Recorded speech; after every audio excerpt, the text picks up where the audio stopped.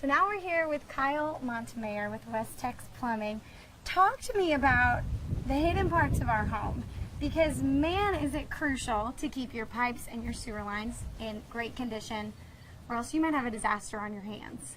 Yeah, what we'll kind of go over today is what the people don't get to see under the slab, or that the inspector doesn't really go over when someone is buying a home, for somebody to come out and call a plumber to come out and check all your plumbing in the house and make sure everything's good before you buy the home and get into it and start having plumbing problems right after you buy it. Because definitely nobody wants that, right? No, because it gets pretty expensive when you have to get into something like that. Talk to me price points, like how expensive, you know, little steps that you're going to show us today that I could be doing routinely in my own house. How much money could that possibly save? It could range roughly between $5 to $10 grand, and it's a lot of demo in your house, and it just kind of puts you out of your house, and you have to kind of go through this while you're living in it. Right. Nobody wants that. No. So go through me. What are some of the main things you guys look for? So I call you guys out and say, okay, I've got this new home I'm interested in. Walk me through.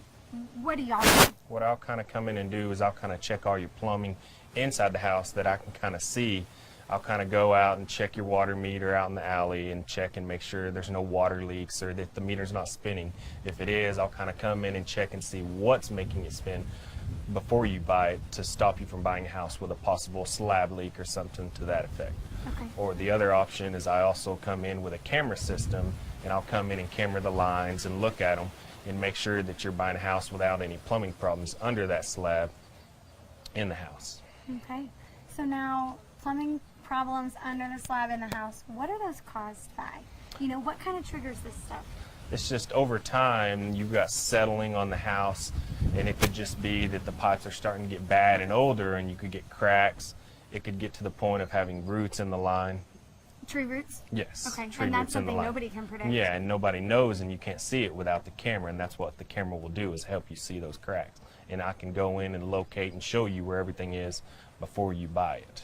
Is this something good to do, you know, almost like a doctor's checkup? We get checkups on our bodies. Should we get like a plumbing checkup every couple of years? Is that something you recommend? Yeah, possibly maybe once a year if you just kind of want to call us, and we'll come in and I'll go through the same process of you buying a home, and I'll come in and kind of check your plumbing.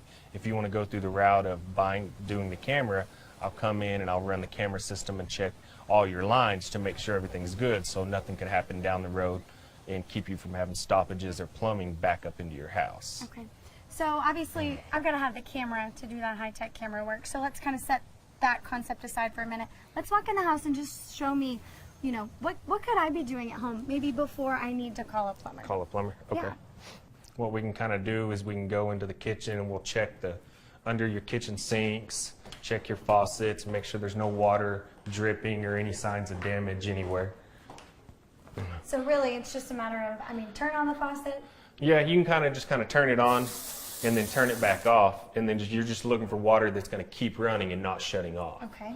And then what we could also do is you can kind of look under here, and you'll look at your angle stops, make sure there's no water. You'll look at your P-traps. If you have a disposal, you'll look at your disposal, and just kind of what you're mainly really looking for is signs of water damage. Okay, now for someone who's super newbie, what is a P? The P-trap. What did you say? The P-trap's going to be this piece right here, and because that's going to be the one that'll always disconnect and reconnect back together. That'll have any type of food or anything in it in that P-trap. Okay. And then what was the other one you said? The other one was back here in the back. You have some angle stops that you could also look at back there in the back. And you're looking just for water leaking off of those or any signs of damage on those. Okay. And again, these are just good reminders of things I should be doing every couple months. Yeah, if anything, every couple months, or like we're going through your home buying process, if he might miss something, you could always just check it, and it's just as easy as just open up your cabinet and looking under there to make sure no water, or just looking at your faucets and just check and make sure there's nothing running or water moving. And is man, what you're looking for. That 30-second step could save you $1,000 thousands yes. of dollars. Yes. So another thing we can do is just head outside. Yeah, and what you can kind of do is you can come out to either behind your house, or the meter's either out in the alley or in the front of the house. What you can kind of do, something simple and easy, is just kind of come out here to your water meter and kind of be careful when you open up that lid, but open up that lid, and what you're looking for is a possible slab leak. And down there in the center, there's that little chrome piece, and that's kind of what's going to be spinning, and that's going to tell you as a homeowner that you're having water somewhere running in the house. So if that's still, I'm happy. Yes, because that means there's no water running in the house, there's no movement of any water, and it's holding pressure to what's inside. But now make sure you're not running laundry while you're checking. Yes, I always check. What I would usually do is go through the whole house and check, make sure there's no toilets running, no faucet has a drip or anything.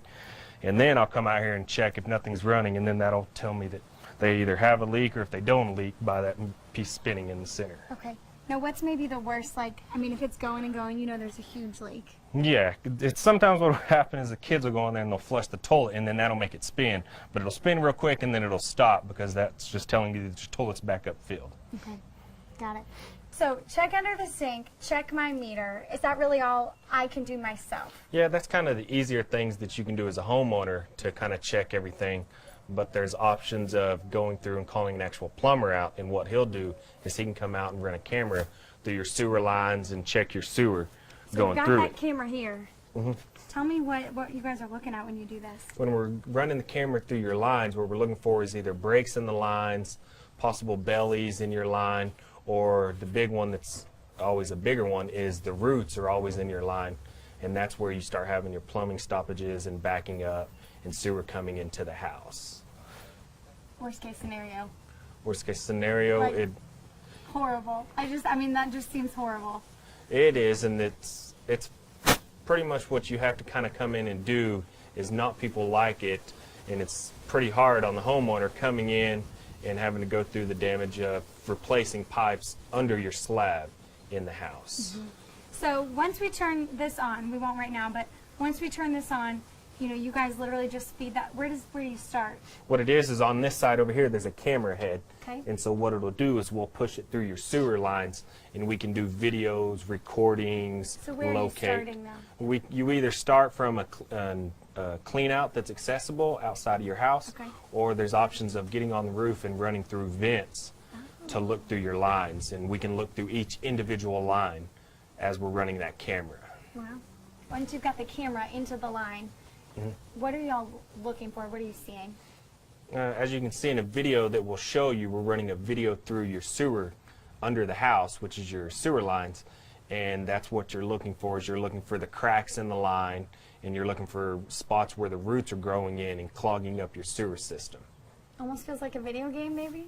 Yes, it's pretty fun to watch, but you'll kind of see, and it's got pretty good clarity where you can see exactly what a root's going to be looking like inside your line, and you can see when you'll have big cracks through your pipes. So talk to me about cast iron pipes versus PVC pipes. We're at this split where a lot of newer homes popping up around the Lubbock area in the last 10 years, they probably have a different type of material than what maybe some of our more central Lubbock older homes have.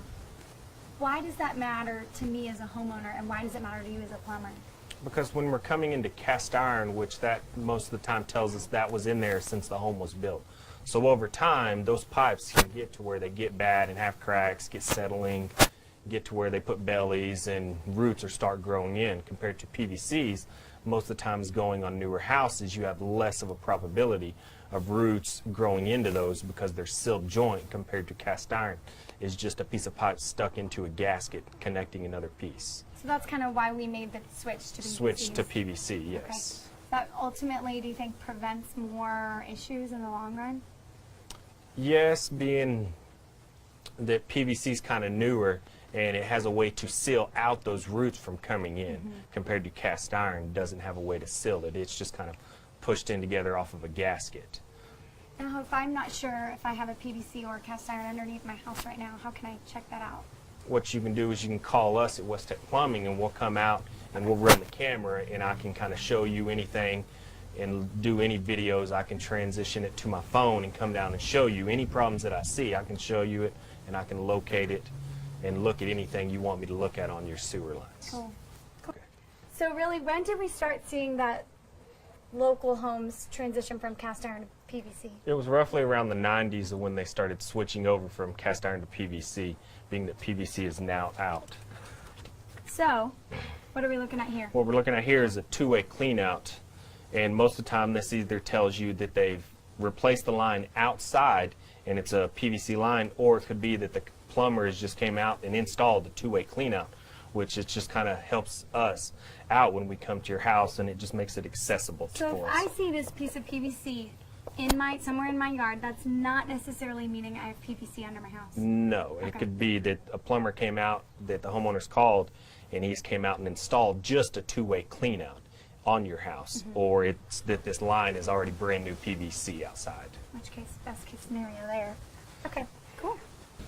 So ultimately, though, you know, those little steps could really avoid a headache in the long run. Yes, because it could go through what I go through when I have homeowners call me after they've only been in the house for maybe a month or two, and they've just bought it, and now they're calling me and they're having cracks or slab leaks in the house, or drain slab leaks in the house So right in that after they case, bought the Yeah, house. you just inherited a huge issue. Yes, on And the house. What could price tag of that go up to? Roughly, it depends if you're just trying to do a small part of it, or if it ends up being the whole house, it could get to the option of going to $15,000 to $20,000 of a repair damage. Yeah.